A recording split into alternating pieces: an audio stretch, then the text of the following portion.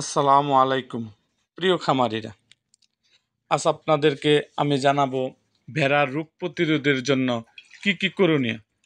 আপনার ভেড়ার খামারে যেন রোগটা না হয়, রোগ আসার আগে আপনার চিকিৎসা সম্বন্ধে জানাবো। এই রোগ প্রতিরোধের জন্য আপনাদের কি কি করণীয়, কি কি করতে হবে, সেটা হলো রোগ প্রতিরোধের ক্ষমতা সম্পন্ন ভালো জাতের ভেড়া পালন করতে হবে। আপনারা যদি রোগ ভালো জাতের ভেড়া না পালন করেন, তাহলে খামারের রোগ বেঁধে লেগেই থাকবে। খামার সহ সকল পর্যায়ে পরিষ্কার পরিচ্ছন্নতা বজায় রাখা।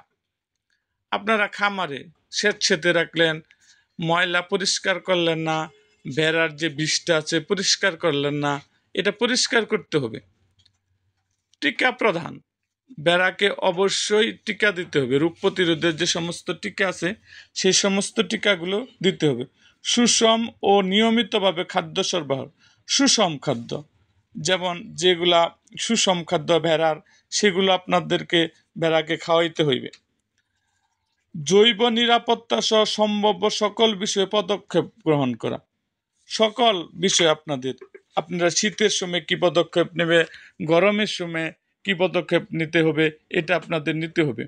আবার প্রচণ্ড রৌদ্রে আপনাদের কি করতে হবে, এটা সম্বন্ধেও আপনাদের নিতে হবে, পদক্ষেপ নিতে হবে।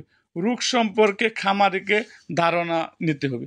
কি রোগ, এটা রোগটা কি, প্রতিরোধের অবস্থা কি, এটা সম্বন্ধে আপনাদের ধারণা নিতে হবে। এবং সর্বোপরি অভিজ্ঞ পশু চিকিৎসকের সাথে যোগাযোগ রাখতে হবে।